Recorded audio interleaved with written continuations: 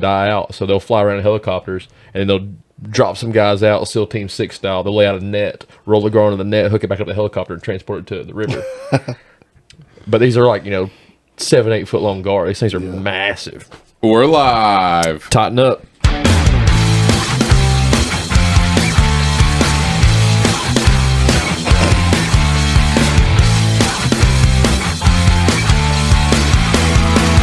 Iron Palace Podcast. Welcome back, everybody, to another episode of the Iron Palace Podcast, the only podcast that has the national champ in the house. Yeah. You may know him as the Cougar, but we know him as the one in our hearts. We don't have another guest this week. We just have, just us three again for like the third week in a row. Consistency is key. Yeah, we're killing it. But anyways, just to jump into it, tell us about your shirt because it's pretty sick. Oh yeah. So this shirt says, "Do you have the stones?" On the back it says, "I lifted the Buffalo Stones." Our very own Clint Poor has a set of Denny like stones that he had made. They're officially titled the Buffalo Stones.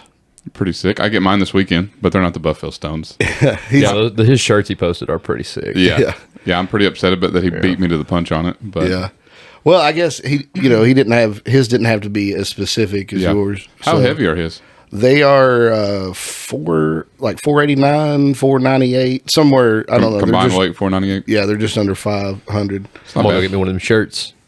Yeah, we need to make a trip. Just in the wheelhouse. We need to make a trip just to train at his place, anyways. Oh, he's got an awesome gym, but he's wanting to put those stones on the stone lifting map. So I plan on doing it. He's going to keep a ledger and making an official lifting spot, or destination. Yeah, I'm pretty excited. We'll have to hit that on our way to hit the ones in Ohio that we talked about. Yeah. I think it'll be pretty sick. So, what else happened at your Old Tommy Strongman World Championship? Well, so a lot of things happened really well. A lot of things went really great, actually. Yeah, I was relieved. Hey, what is that? That's the 2.5. Is that the 2.5? 2.5. Ladies and gentlemen, Caleb just closed the Captains of Crunch 2.5. Captains of Crunch. Crunch. My bad. I like the other way better. I'm thinking of cereal. I did very nonchalant. I knew if I didn't draw attention to it, I might be able to do it. So. I'm just as surprised as you are. Anyway. Yeah, no, that's awesome. Anyways, things went really great for you. How'd it go? Yeah, so I ended up winning the American championship. It's of course it's an old time strongman world, and it's an actual world championship. So there was on the same day, there was a competition in Australia and England for sure. I know, maybe somewhere else. Deep Siberia. Yeah, deepest of Siberia. A little cold this time of year. Yeah. And so I won the American championship, but I'm not sure. I don't have the tabulations from the international ones yet, so I don't know where I rank internationally. Hopefully by the next episode you'll have those. You should. Yeah. I mean, it's already been, 4 days, 5 days? So, but I set a new national record on the Hackenschmidt press for my age and weight class. Bless you. Did you beat Clint? I did not beat Clint, no. Oh, and it's funny, too. So, Clint ended up winning the Hackenschmidt press part of it. And it worked out I hit 385. Mm-hmm. Clint and this other guy had both listed that they were going to go for 405. But Clint went last, so dude gets 405. Clint goes 410. Oh, yeah. That's the move. Yeah. Yep. You can't get beat at your own meat. Exactly. He said, not in my own house, guys. Yep. I don't blame him at all. I would have done the same thing. But I was a little nervous. Clint had, already been, we talked a lot about me missing my third attempt on certain lifts. Yeah. So I was going to make sure that I got all 3 attempts, but when I did 385, it went up easy enough that I wish I'd have tried 405. Yeah. but then I still wouldn't. I wouldn't have won it. So it really wouldn't have helped me. You got out. first place. That's all that matters. More importantly, the one video that I seen pop up on my Facebook was your Denny deadlift. Oh yes, yeah, the redemption lift. So you finally got your redemption. Yes. So 700 had been escaping me the last couple of competitions. So we've heard. Might have heard it a few times in one episode. Yeah. And might be why I called that episode Poor Holland. Yeah. And finally got it. Yeah. Was it 700 even? I don't actually remember what it was. Yeah, it's so funny because we'd been loading weights all day, and somebody'd be like, "Oh, we're going to go for 550," and we're like, "Is 545 close enough?" or 555 or 5, whatever. Yeah, 700 just clicked. It just worked out. We're 7 even. And I was yeah. And that also, I looked up the national record for my age and weight was 600 pounds. Well, in that, so you blew that one out a little bit. Yeah, so there's a national. So there's 2, and then the dumbbell to shoulder, the national record. There wasn't one for my age and weight class, but the overall record for my weight class was 235. Heck yeah. Hit 250. We all knew you would. You've been repping 200 at the gym for a while. Yeah, but this after the dumbbell to shoulder went over, or like, so I lifted last in it. So this other guy, Philip, who's a beast, young guy, real strong.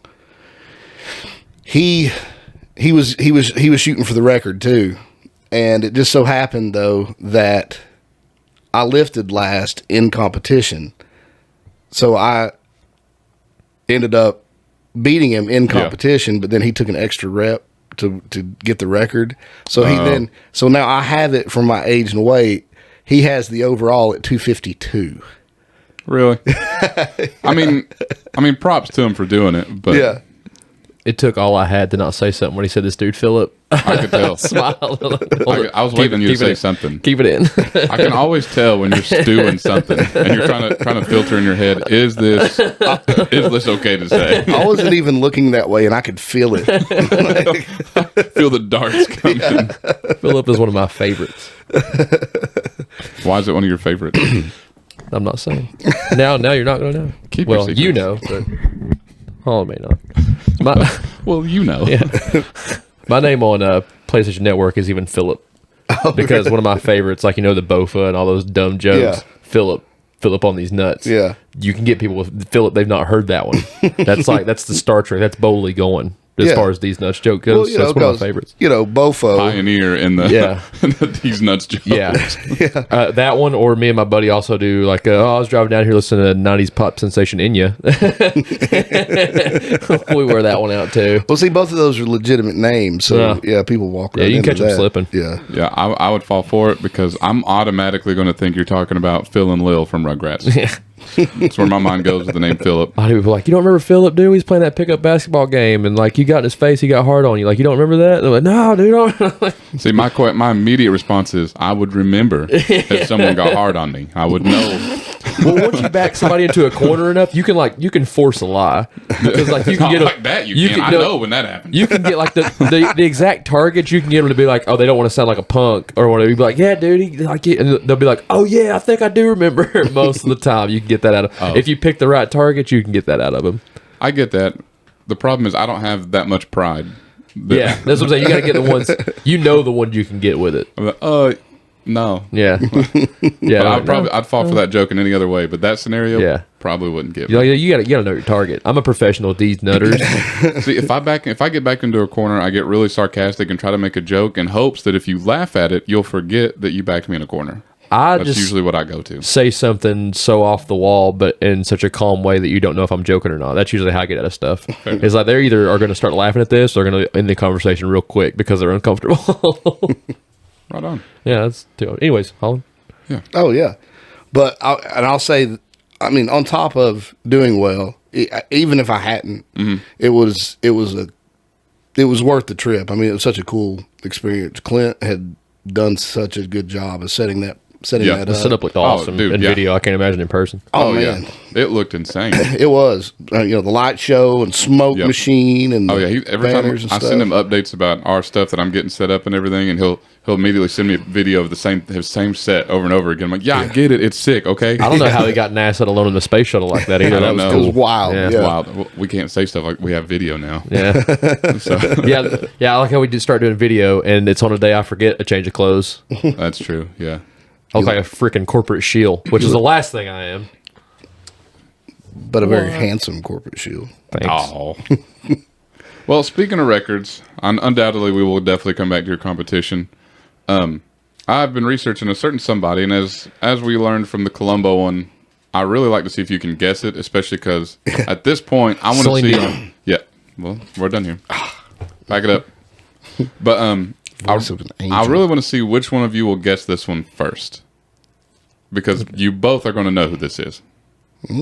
But the thing is, I don't know how much detail you know about their story because it is wild. Quick question before it leaves my mind: who's better at flute, Celine Dion or Lizzo?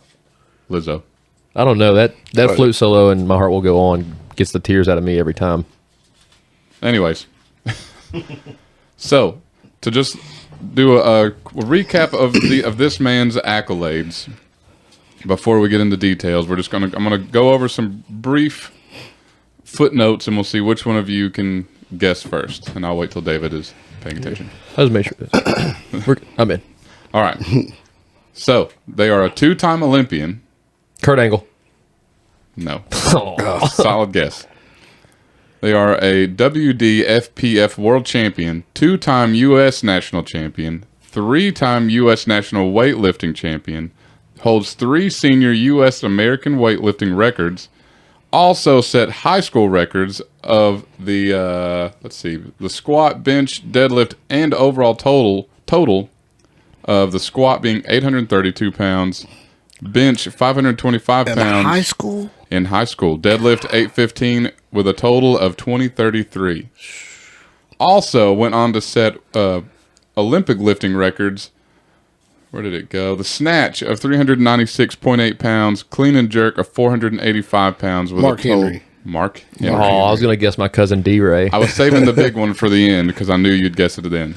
But he's also, as of 2018, the WWE World Hall of Famer. Mark Henry. Mark Henry.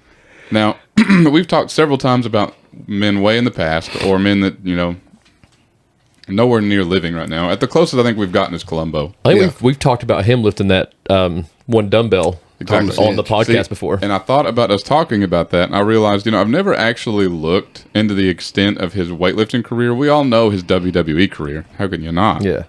I mean, he's huge. He's 6'4", 400 pounds, give or take. And the entire time he was in an industry full of steroided out monsters, his shtick was the world's strongest man. And he's clean. Yeah. Yeah. Never touched it. That's his big claim to fame. Is he even actually told a guy to meet him outside because he tried to drop something in his drink? Yeah, well, I mean, His friend. He said, "Meet me outside. We're going to handle this real quick."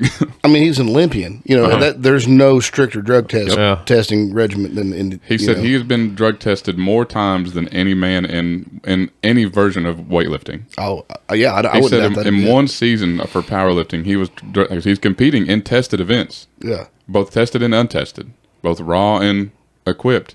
He competed and got drug tested in one season 24 times. I believe it too, because he comes from the WWE, Yep. which, as much as they don't want to be, is known for just open Yep. steroid use for the longest time. Like, I understand. I bet he is tested out the butt. He said that because also while researching, you can't just pass up a current interview with him where he's interviewed on Stone Cold's podcast. What? Yeah.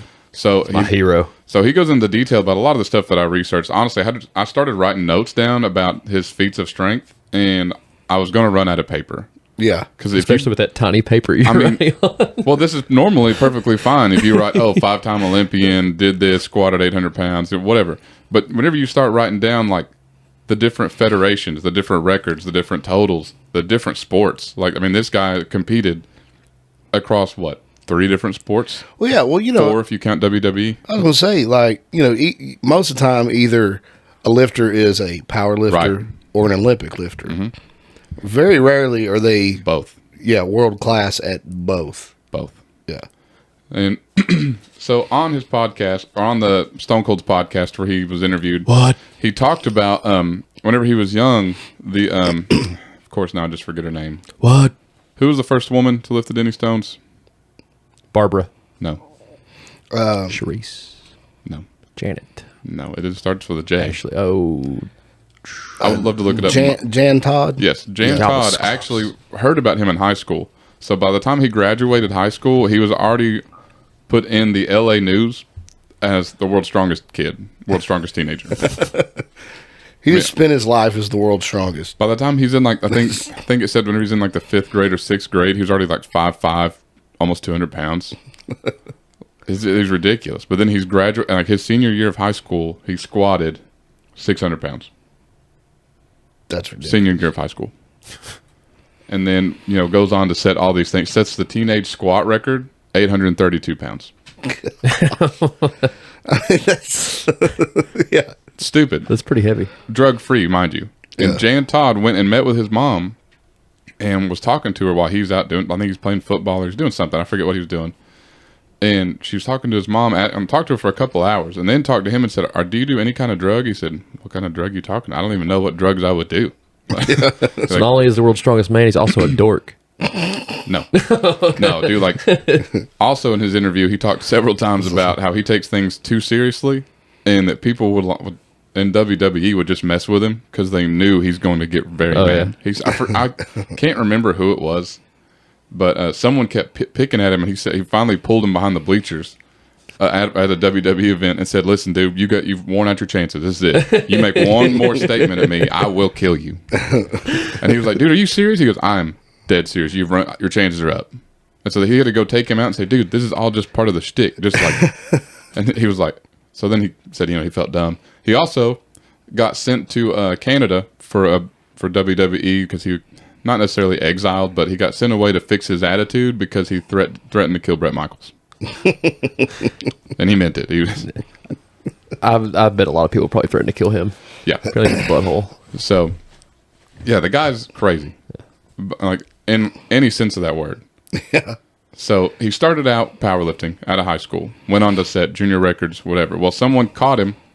Did we both just say Bret Michaels because it's Shawn Michaels? Bret Michaels is a poison guy. I followed your lead. I thought for a second Bret Michaels Bret sounded Michaels weird. is a diabetic. Yeah. Not that He's a famous diabetic. Right? That's what he's famous for, isn't it? Oh, I thought that was Wilford Brimley. No. Anyways, quit trying to derail me over here. I'm on a roll. Oh, yeah. My bad. But anyway, so he comes out of high school, starts doing powerlifting, setting multiple records, never stops powerlifting, mind you, until he finally stopped once he started getting heavy into WWE. Never stopped hitting some crazy numbers, though. He just stopped competing. No. So then someone caught him and said, with your strength, your Olympic lifting would be crazy. So then he thought, sure. So he's still competing in powerlifting while also doing Olympic lifting. And then goes on to be an Olympian. Yeah. Nuts. So, which also then leads up to the big thing is, now he's getting into WWE. So he gets involved with all these people. He finally starts getting his momentum with his, sexual chocolate and everything. Well, so he starts boasting the world's strongest man. That he's the world's strongest man. He never competed in the world's strongest man. He's just saying, I'm the world's strongest man. Yeah. Now, most people thought that was stupid and a lie because they don't know where he came from. They just know he's in WWE. And they get a bad rap in WWE, let's be honest. Yeah. Yeah, so, they didn't know that he was an Olympic gold medal. Right. And the people who are watching WWE that don't really watch strongman competition, these guys that are shredded probably look stronger to them than soft-looking Mark Henry. Oh, yeah, absolutely. So he goes in, which he also has a really good attitude, a side note, in WWE. He's told people, the Flyers, Rey Mysterio, he's told all these people, as long as I have breath, you have a place to land. If you're with me in the ring, you will never crash. I will catch you. And I was like, that's pretty dope. Yeah. Just to, because that's a whole, no matter how strong you are, that's a whole person flying. Yeah. So, anyways, back on track. So, as he's boasting the world's strongest man, and he does a lot of things in WWE to prove that he's strong, it's just people are just jerks and they have to pick at you. And so they keep saying, how are you the world's strongest man? You never competed. So his mom wound up passing away. and she's the one who bought him his first weight set. So it was around the time that in 2002, whenever the first Arnold Classic is kicking off. They called the first one the Classic? Yeah, well, it'd been going on for a little bit before that, but and you have that like the Arnold Classic or like Shaw Classic stuff. That's just a name. That's whack. Yeah, and the Arnold started off As a bodybuilding show. Yeah, it was a bodybuilding show to begin with, and then it became this huge sports mega event. Yeah, I misspoke a little when I said that was the first one. It wasn't the first one. That's Just just the first one called the Classic. No, that was the first World's Strongest Man competition at the Arnold. It was originally just a bodybuilding show with like some stuff going on. But yeah, so that was whenever they first started showcasing, because they wanted to do it because as World's Strongest Man's been going on since '77, Jan Todd and her husband and a few other people thought, World's Strongest Man is not necessarily who's the strongest. It's really who's the strongest with the most conditioning kind of thing. Which, I mean, we've talked, not on podcasts, but I know we've talked about it many a time, that it's how many reps can you do with this? How many can you do with this? And is on that day. Yes. Yeah. Because there's certain days that it just doesn't go up as easy. Yep. So they wanted to orchestrate one like, we want to see true feats of strength. We want to see who is the strongest, not who's the strongest over this 2-minute time frame where you can carry this back and forth. Yeah. Like they want to know who it is. So first event is the Apollon's Wheels. Now, if you haven't heard this story, let me back up first. I'm getting ahead of myself because this is my favorite part of the story. But let me back up. So his mom passed away, and he decided that in honor of his mom, he wanted to compete in this World's Strongest Man. And not only that, he wanted to prove to all the haters that he's the world's strongest man. So he signs up for it, first he goes to Vince McMahon and asks, there's this competition, I need to go do it. So he said, do a Vince impression when you do it. I cannot do a Vince impression. Everyone can do a Vince impression. He's got to sound angry. He said that Vince told him, first he said, are you sure you can beat him? And he said, first off, I got really mad because I thought, even he thinks I'm not the world's strongest man. Yeah. He said, yeah, I can beat him. Hands down. No question. He knows he can beat him. So Vince says, okay. As long as you know that the WWE doesn't have room for the second world's strongest man. Yeah. Which challenge issued. Yeah. Yeah. Win this or lose your job. Yeah, pretty much. Yeah. And he even said, you would think that, he said most people that are making the money he was making wouldn't care about that kind of thing. Yeah. But he said, I had to do it. I had to do it for me. I had to do it for my mom. I had to do it for this stuff. So whatever reason it may be, he had to do it. So he goes to this competition, signs up. He winds up being the heaviest one, like pretty much by far. I mean, like I think he was pushing 380, I believe, 400 by this competition time. Other people are like barely over 300. Yeah, because this is before the Brian Shaws and the Half Thors and the yeah. So but he's also competing with top names in the world's strongest man scene at the time. Yeah. Big Z was probably still. I think he was coming up, but he wasn't there then. Yeah. He wasn't at that competition. Yeah. But it wouldn't have mattered. So the first event, Apollon's Lift, it's just like the one we're planning for our event. Axle bar that's the size of a Coke can on wagon wheels that is Continental Clean and Press, up and overhead. At this time, the Apollon's wheels had only ever been cleaned and pressed overhead by 2 people. Ever. Now, there was a guy before him that cleaned it but didn't press it. There was another guy before him that cleaned it and pressed it one time, which made him the 3rd guy in the world to ever do that. You have a 2-minute time frame to get your lift. The point is just to get one lift. Yeah. Because they have seen this as a very hard event, so you have 2 minutes. Which also in the Arnold, they don't like going over 90 seconds for their times because there's no need to if you're just trying to be strong. Yeah. Right. So, Apollon's Lift. I forget what the actual weight of it is, but if you've ever actually messed with an axle bar, you know it doesn't take much weight to make it really heavy. Yeah. So, he walks up to this bar, and I mean, I have to show you the video, and anybody that's listening to this, you have to go look up this video, because I mean, you wouldn't even think this was never impossible before. Because he walks up and just straight up, for one, if you watch a lot of axle bar clean and press now in World's Strongest Man, it's up to the stomach, roll up to the chest, press. He straight up, from the floor, cleaned the front rack, overhead press. And did that 3 times. So not only became the 4th man in the world to ever do this, he's the only one to do it 3 times in a row. He did it exponentially more than the rest. Yeah. And I think over the whole weekend of that competition, he only missed first place on one event, I believe. Now, his overall score total was 25 points. The closest person to him had 22 and a half. Jeez. But going into the last event, it was an 800-pound frame carry up a ramp. And who can do it the fastest or the furthest, because they don't know how far people can do it. So they go up this ramp, and he, smokes everybody. It's over. He won the event decisively. Like, it's not like half-point difference. He's barely... No. He won the whole thing. And if you watch the video, like, he's doing his WWE dance and everything. The crowd is going nuts. Even Jan Todd's husband was recorded saying that the crowd I've never seen a crowd respond like this to any World's Strongest Man or any strongman event I've ever been to. I was like, insane. So after he wins the event, they come out with the Thomas Inch dumbbell, which is 172 pounds, with that same diameter handle. Massive.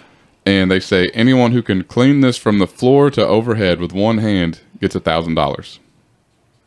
I'm going to try it. Yeah. I don't care if I can do it or not. Yeah. Why not? Yeah. So Mark Henry was the only one to get it up to his waist. Everybody else tried. People couldn't get it off the floor. People just couldn't get it. Like, they could pick it up, but they just couldn't go anywhere else with it. Well, Mark Henry got it to his waist, and that was the end of that. So after that, he said, I will get this 1 year from now. I think it was June of the next year. He came back. I think it was a World's Strongest Man dinner thing. It wasn't an actual event. He told everybody, I'm going to do it. Like, it's happening. And he was training with 140-pound, same diameter, everything.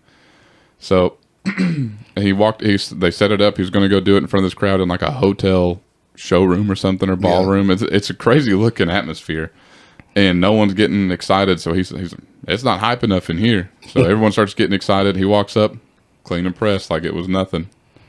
I was like, and to put this in perspective, there's video of Eddie Hall, who is a one-time World's Strongest Man winner, one-time world record holder in the deadlift, not being able to pick the Thomas Inch dumbbell off the floor.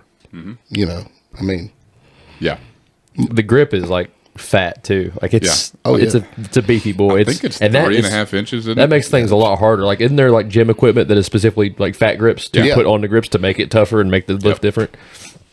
Yeah, so it's insane. And then, he took his title home, shut everybody up. Yeah. And continued doing his thing in WWE until he's a Hall of Famer now. I mean, I don't feel like we need to go over his WWE or his just wrestling career, because it seems like it's pretty straightforward. Well, that's what I was waiting for. But we're not a wrestling podcast. I'll wait for Travis for that one. But we could be. Travis Law, where are you? The Law Dog. Call in. He'll come busting in the door here in a minute. Are you talking about Mark Henry? Yeah. Heard you talking about wrestling.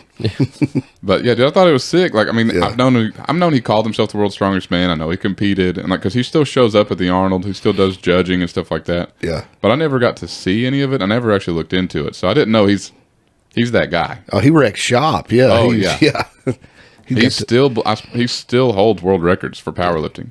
I think his squat record stood for like 10 years. It was ridiculous. He got that dog in him. Dog in him. So I've got it written down. So his high school PRs were squat 832, bench 525, deadlift 815. Those make me mad. With a total of 2033. That's just ridiculous. His all-time PRs, which from what I was reading, I think this is across different events. I don't think this is all one competition. Was a squat 953, deadlift 903, and I couldn't find an updated one for his bench. I will admit I was running low on time, so I couldn't really dig into it, but either way, his highest combined total was like 2336. That's ridiculous. Natural. Yeah. Raw. I think he used wraps at one point, but still, that's not that much of a... Yeah, no. Well, so, I mean, that's crazy. I mean, yeah, it's insane. For one, can you imagine clean and jerk 485? No. I mean, thought I just had is like, you know how like the average person can like do crazy stuff with adrenaline pumping. Imagine what he could do. Oh yeah, That was actually a story he told on Stone Cold's podcast. Was how he got to his character at the end, like his persona he took on, where he's just angry all the time and stuff, was because I think he had started walking out to the ring one time and they just purposely started playing the wrong music. They were playing like Rey Mysterio's music, then they played Randy Orton's music. They were just playing everybody's music but his. And he was just like so mad. He said that he was like fuming, pacing, walking around demanding to talk to Vince. Like he called Vince, left him a voicemail, texted him. He said, "I'm done. I quit." He said, "Call me. I'm going to kill you. I promise to God." I was threatening him and everything. And so like a week later, Vince calls him, like, "Hey, you coming to work?" He was, "No, I told you I'm done." He was, "Just come in. We'll talk about it." So he came in. He pulled up a video, played the video of watching him pacing around, stomping. He said, "That's the first time I've ever seen myself stomp around like a child." And he said, but there it was, and Vince said, "If you can control that, we are all going to make money." And he goes, "I can." He goes, "You can, and you will, and I'll help you." So then he became this huge... Oh, and he also got an Uncle Chud that was 6'5", weighed 500 pounds. And apparently, like, growing up, it was like his mom's brother, and I would always say, "He reminds me of Chud, just smaller." Thought that was a funny story. Uncle that I Chud. read. Yeah. We've all got an Uncle Chud. All got an Uncle Chud. Uncle Chud. That sounds like a brand, like an off-brand of something, like Uncle Chud's rice. Yeah. That's like anything you buy off Wish. Not a Uncle sponsor. Chud's, yeah. Not a sponsor. Not a sponsor. Uncle Chud, not a sponsor. But yeah, I mean, that's Mark Henry in a nutshell. It's pretty sick, I thought. We need to make crop tops say property of Uncle Chud. Yeah. I mean, I don't want to wear it, but I'll make you a bandana or something. Yeah. Uncle Chud's Army. But Speaking of Bret Michaels, right? Bandanas, huh? I can't be in Chud's army. I'm in the Lord's army. Yeah. One of our coworkers tried to get Veterans Day off of that one year. This is my favorite. They were passing the sheet around to request Veterans Day off, and one of our buddies was like, "I'll take one." They're like, "Are you a veteran?" He's like, "I'm in the Lord's Army." Honestly, I told him then when he said that, give him the day Yeah, off. give it to him. He Yeah. can have my day off. That was the best thing I've ever heard. His colors don't run, buddy. Yeah, I thought also it worked out too that Mark Henry's a really good person to talk about when we're talking about records, What? Yeah, because that's pretty much all he did was break and set records. it's crazy. Yeah, you know, but Vince McMahon is a mad genius. Oh, yeah. like because the Stone Cold stuff. I was watching the thing and Stone Cold was talking about how he was trying to figure his gimmick out, you know, and he was like Stunning Steve and Yeah. you know, all that other kind The of stuff. Hollywood Blondes. Yep. And Vince just called him and he was like, how about this? You're Stone Cold and you're wearing a leather jacket, you know, just kind of like, this is the look, and shape your head, you know? Well, I think he said that he actually started going bald, and that's why he thought about shaving his head, and that's when that whole thing really kind of kicked off. Was he started going? He's losing his hair, and that's what he was. Yeah. That was his thing. Was Vince his McMahon hair. also misses a lot, but he gets lucky because usually when he misses, it's with somebody who is smart enough to know that he's wrong. Like, there's a lot of stories about Ric Flair saying, like while he was in the ring, he's like, "Dude, while I was in the ring, you just knew he was mad." He said, "Then I'll hear the playback and know that he was cussing the whole time, telling the cameraman to tell me to quit doing that dancing around crap." He said, "One night I'd done my stuff in the ring, come back, and he's waiting for me when I get behind the curtain, telling me, 'This crap don't sell anymore, dang it. This wheeling dealing stuff, nobody likes it anymore.'" He said then like a week later, it turns out it was like one of the highest rated nights they've had in a long time. And he said he never apologizes, but like his way of apologizing is not acknowledging it again. He's like, Yeah, that's actually what Mark Henry said in his interview. He said, "I always kept it really good with Vince because he shot straight with me, I shot straight with him." He said, "If you told him he's wrong," he said, "don't necessarily tell him he's wrong, prove he's wrong, and he ain't gonna say nothing to you." Yeah. So I was like, cool. My favorite Vince McMahon thing, though, I don't know how we got off Mark Henry to Vince McMahon, but either way, is where he snapped both of his quads. Oh, Yeah. and stays in Finish the character? Bro, Yeah. Oh, that's the best part. Yeah, just sitting down. So, I mean, not only does he look unfazed after popping both quads off, is just slides in the ring, sits down, and just never comes out of character. Yeah. Baller I walk like move, Vince dude. McMahon at work at least twice a day. Yeah. At least. It's true. He does. If I get an opportunity to walk down a long corridor at work and I see someone that I know at the other end, I am Vince McMahon strutting the whole way down that hallway. You don't even have to see anybody you know. Yeah. Sometimes you're just by yourself in the highway.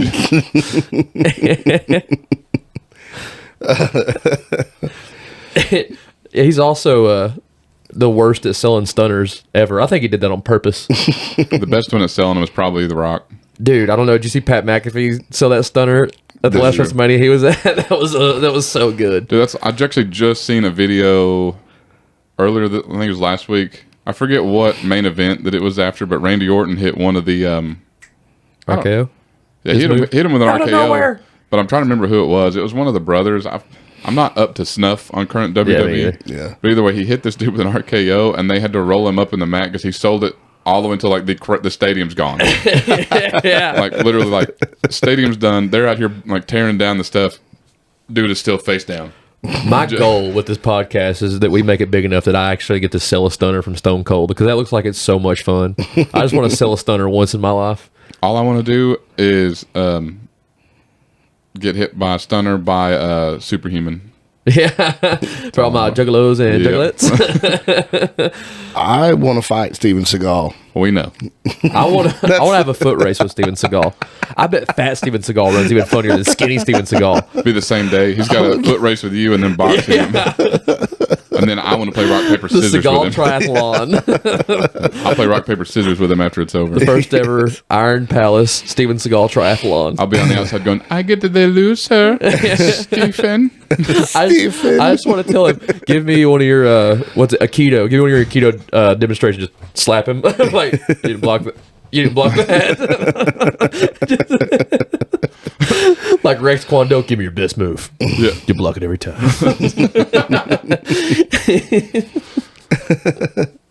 Like Steven Seagal could be a real good time to hang around, because he's a bad time to hang around. Yeah. Steven Seagal, if you want to be on the podcast, hit us up at the Iron Palace Podcast at gmail.com. Please. Yes. That is ironically the same email you need to use to sign up for our competition. Hot dogs. Yes. On March 16th. You like that segue? Yeah. That's good. That was a good That one. was seamless. That's good podcasting. Yeah, especially whenever you talk about it after you do it. Yeah. I mean, we've got this podcast stuff. Yeah, we're down. pretty good. 22 episodes down, and we actually... Ah, shit, that's not recording. I'm just kidding. I hate you. I really believed you for a second. I thought, here we go, man. Third time we're on video, and I messed it up again. It happens. You gotta iron out the scratches. Yeah. So our competition, are we set with the photographer? Yeah. So, I guess we probably should put that out here. Yeah. So there's Yeah. going to be a photographer there. There will be a photographer there selling packages for any athlete that wants them. She will take pictures of the whole event, and then you go up and talk to her after the event's over, see which ones you want, and she will set you up. Tasteful nudes cost extra, but she's willing to negotiate. Yep. You know, because I was talking about that with another guy the other day about competitions, and a draw for competitions for me is a photographer being there. Oh, yeah. Like, you know, like I went to the old time Strongman World Championships. The only photos I have are some that the crowd took, or that Clint had passed on to me. You know, because I travel there by myself or whatever. If you get caught on a trail cam every now and again. Yeah, sneaking past somebody's tree stand. But Travis Law catches him all the time. He goes out with Bigfoot. Holland, get out of there. Go down the hill. You're going to scare off the Bigfoot. But yeah, so like I'll the Holiday Highlander, they had a team of photographers there, and usually the pictures you have from there look pretty good. Yeah, and those are always the best pictures, you know. And so yeah, we'll have one at our competition. Yep, have a professional photographer there taking pictures of all the lifts, and then if you want any of them that we are not, we're getting pictures for ourselves of the whole event, but if you want them for you, then yeah, go talk to her after the event's over. Also, it's a great time to mention that we have our first official sponsor. Oh yeah, yeah. That is Hosswear. That is awesome. Probably, guys. Probably my favorite thing in the whole world. Yeah, I love those guys. Yep, awesome. So, all my homies love Hosswear. I only love one of their Hossware athletes. Chris Chambly. Meow. I mean, I love him too. But, He The is podcast lovable. was also at a Highland Games event this past weekend. yep. Hey, yeah. I really the only thing I regret about going to the competition that I went to is I missed you guys commentating. We had a really good time, Yeah. actually. Yeah, it was The decent. Only problem we had was the rain. It was a little cold for a while. Yep. It was cold and rainy. Overall, we had a good time, though. I think there was, 3 cabers broke? three broke cabers. Yeah. Couple had, broken hearts. Yep, 3 broke cabers. We had one Masters women. She was competing for her first time ever. Oh, Yeah. wow. So she didn't turn a caber, but she did pick it. Nice. Kind of assisted, but she did pick it. Someone asked me if I was willing to try caber, and I said, not without Holland here. That's a true story. He did say that. I hit PRs with Holland around. I don't try anything new unless he's there. I got called out by a guy that was in the A's. He competed at the Arnold last year. Oh, yeah. I'm going to try to get him on the podcast because he's a cool dude. Also going to try to get him to compete. He was a freak. Yeah. But so he's clearing 37 feet on sheaf. Yeah. Whoa. Yeah. Our standards only went to 35 because we didn't expect anybody like that to be there. Yeah. So as we're He made all that stuff look like so effortless, Yeah. too. He was just yeah. pushing those. just Like I flies. like Yeah. to think I'm good at sheaf. Yeah. But no.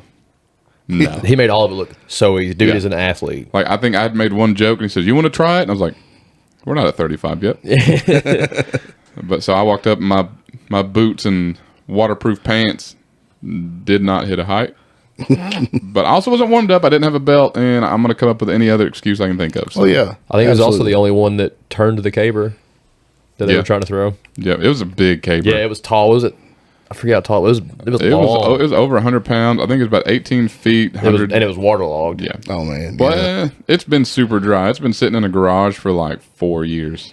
So, I mean, it did rain a lot on it, but not enough for it to be that wet. But it's still like most of these guys were throwing it and it was just pitching these giant divots in the ground. Yeah, and I mean, he just Brian Cavender, very good caber turner, Yeah. did not turn it. Oh, wow. But yeah, it's a beast of a caber. I think it was probably around 120 pounds, 18 feet long. It was You know, usually the heavier the caber, the shorter it is. exactly, You but not know, this one. It so you kind of have a give or take. Usually the long cabers are kind of spindly.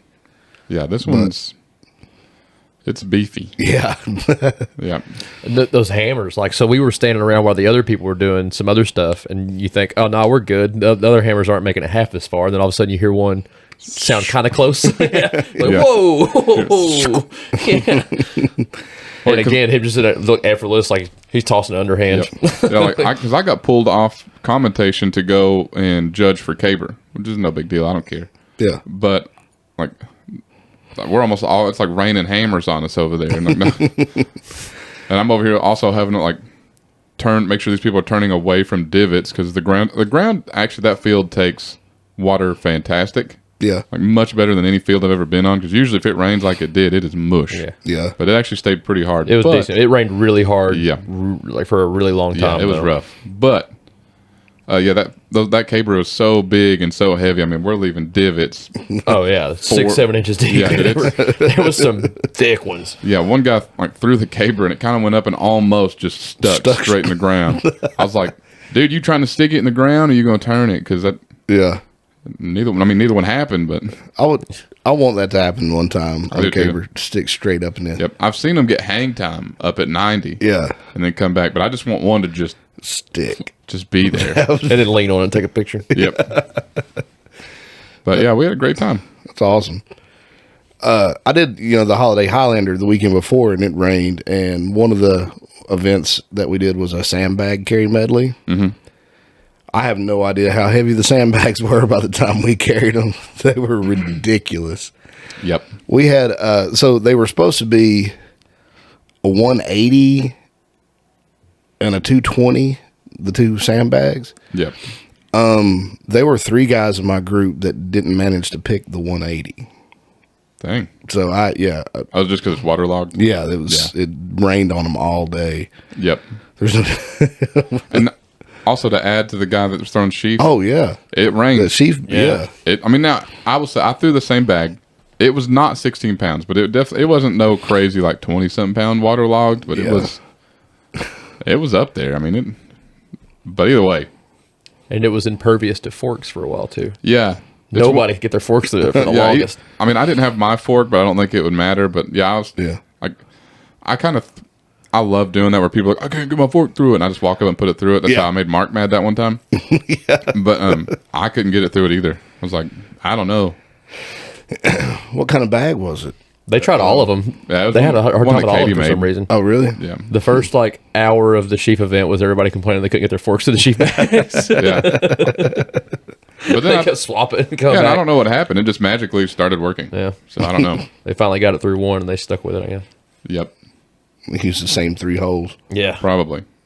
But it was fun for our first time getting out. I wanted to do some podcast stuff, but whenever I seen it was raining, we just decided to. We just kind of hung out, enjoyed it, had a good time. But yeah, back to the photography bit though. Like I do agree. That's why I wanted to have a photographer there because I know a lot of people are kind of like me. Used to, I was really big into I recorded everything. If I'm at a Highland Game event, I've got my phone on a tripod set up in the back of the trig, recording the whole thing. Yeah. And then I just got really tired of doing it, and then because I feel like I miss a lot of the event as it's happening because I'm so busy trying to hit record, trying to do this, and then if someone walks in my shot, I start getting irate for no reason. Yeah. And so I just stopped doing it altogether and just being more present, if you will. What are you looking at? The wall. I'm just listening intently. Anyways. Not used to David listening. I know. His listening face freaks me out. But anyways. So yeah, I just don't take a lot of pictures or videos anymore. So I really like when other people do. Yeah. And I know everybody likes to just have fun at the event, be in the moment, and just enjoy your day rather than being so focused on videos for social media or anything. Yeah. Granted, we are also trying to be some form of content creators, so we should probably be better at that. But. Yeah. Yeah, and every time that I've ever tried to set up a tripod or something at a game that KO was at, just constant ridicule. He's like, "Oh yeah, Holland, as soon as you get your, put tripod set up for all your fans," I'm like, this isn't a live feed or anything. We did have a little of that. We heckled a few people already. I actually did a live feed one time, and the only person that was watching it was my mom. God rest her soul. KO, I love her. KO was like, she's a real one. KO was like, yeah, all your fans out there. I was like, that's just my mom. He was like, hi, Holland's mom. I retract my statement. So, also to a competition thing, I don't know. I mean, I tagged you in it, so you should have seen it. Asheville stone lifting competition. Oh yeah. I don't know how I commented saying I'm going to be there, and Chad Clark says, "Can you bring the other one?" I was like, he didn't call the other one, did he? I'm saying the other one. I think he called it the magnificent one. No, he did not. The exceptional, the maybe. exceptional one. Yeah, he said, "Can you bring the exceptional one?" My response was, "Yes, I can bring myself, and I'll try to bring Holland too." So, anyways, yeah, I guess we're going to be doing a stone lifting competition next year if all things go well. Again, right after I get back from Japan, that'll be sweet. Oh yeah, but oh well, all good things, all good things. Well, you could do some of those Japanese lifting stones. I plan to. Those 600 whatever pound. Oh, I will do them. I found where they have a shrine to the guy that lifted stones, and there's 5 of them there. Oh, really? It says you need permission to lift them. I don't understand. That's okay. That's the one downside I have to that website. Is it tells you if you need permission or not to lift them, but it doesn't tell you who do you get permission from. Oh, really? Yeah. Like, shoot me an email or something. Yeah. Yeah. Like, it just says get permission. What do I do? Just walk up to some random guy? Can I lift that? Yeah. Hey, care if I pick that up? Yeah. I'll put it right back where I found it. Just can I pick it up? Yeah. Now is that the what site? What website is that? That is not Old Man with the Stones. If that's what you were asking. That is, So I think it's just stonelifting.com or something like that. Yeah. I know I say it on this podcast at least 3 times, and I'm pretty sure I've said it different or wrong 3 times. Okay. So I went to Old Man of the Stones, That's what I said. and I was just going to see if he's got I did check that website out, but More I information. will say I actually did type in "old man with the stones." Yeah. It is blocked at work if you're wondering.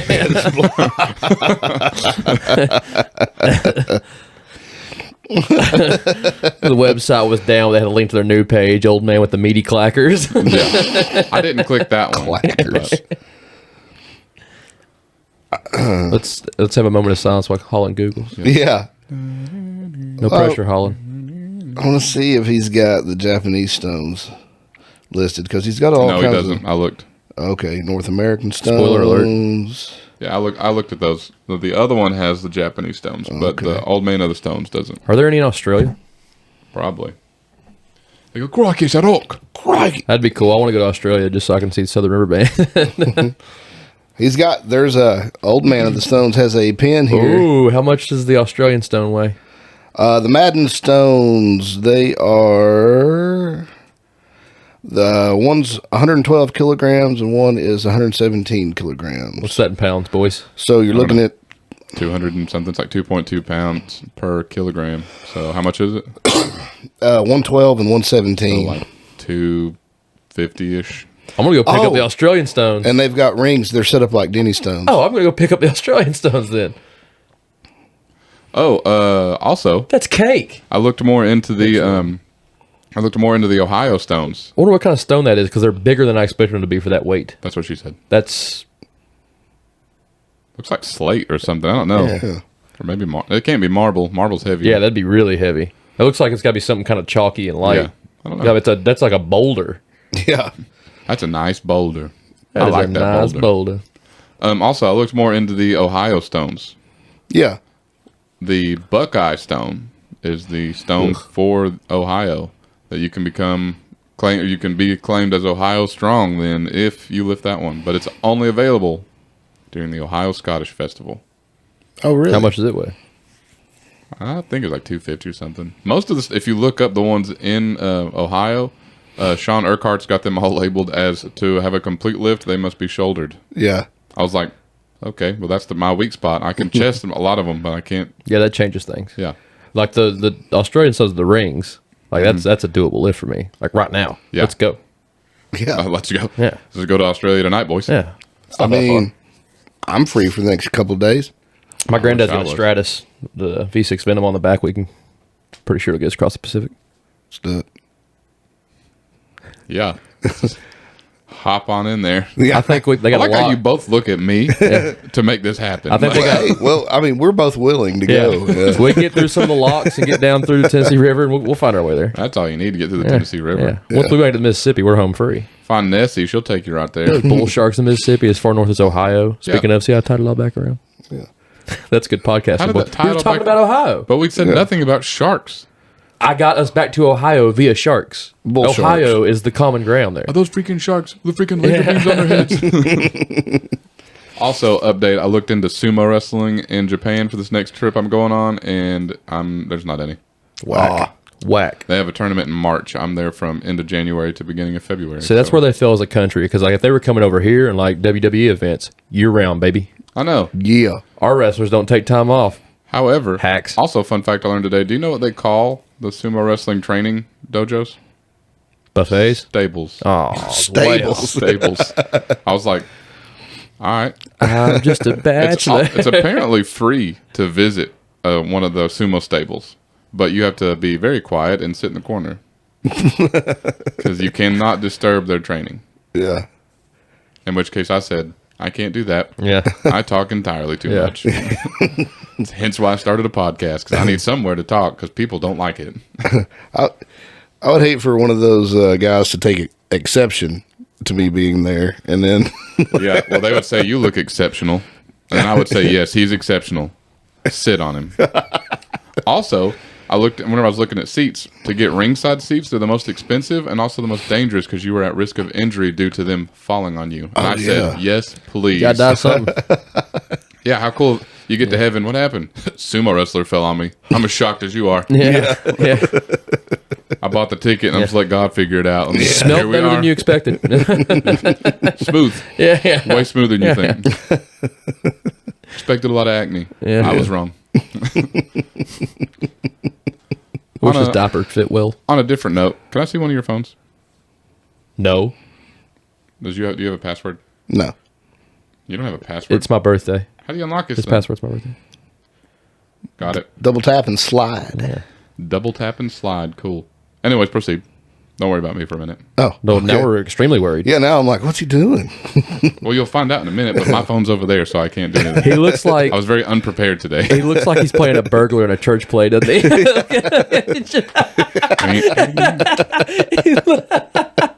Whenever I said proceed, this is not what I meant. I didn't mean harass me.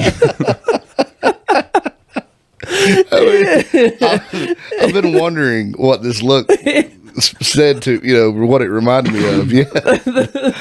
Or like an infomercial burglar. Either like, are you tired of dropping your flashlight when you try to climb into somebody's window? And he's like,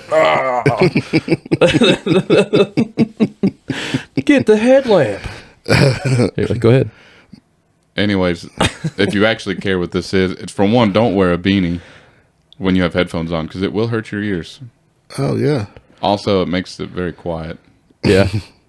I know that because my wife makes fun of me and calls them my sensory headphones. But I've got some Beats studio headphones. I wear them almost nonstop around the house, and I can confirm you put a beanie on, it's not comfortable. Yep. So I was trying to be professional and not draw attention to it, but also we have video now, so Yeah. I guess they would have noticed it. I forget that we are doing something new now. Yeah. Newish. Caleb with the pivotal role of center number 4 in this year's Christmas pageant. So you do look like a burglar in a church play. I don't know if it's at the jogging pants and then the black beanie. For some reason, you just look like a low budget What do you costume mean? burglar. This is like your normal attire. Like you look fine. I'm just saying I don't know if it's you the think colors. you think I or- look fine? Yeah, sure. Holland, you can be exceptional. He thinks I'm fine. Yeah. Hey. Heard it here first, ladies and gentlemen. All right, so what I needed your phone for was because I forgot to look up a quote to shut this thing down with, and my phone's over there. Is it already time to shut it down? Yeah, dude. Wow. Yeah, that one flew by. Time's fun when you're having flies. Yeah. That's not the quote, but I was like, that is a quote. Let's end it on that. All right. To wrap it up, ladies and gentlemen, from Bob Marley, you never know how strong you are until being strong is your only choice. Ja Rastafari. Yes. Bye.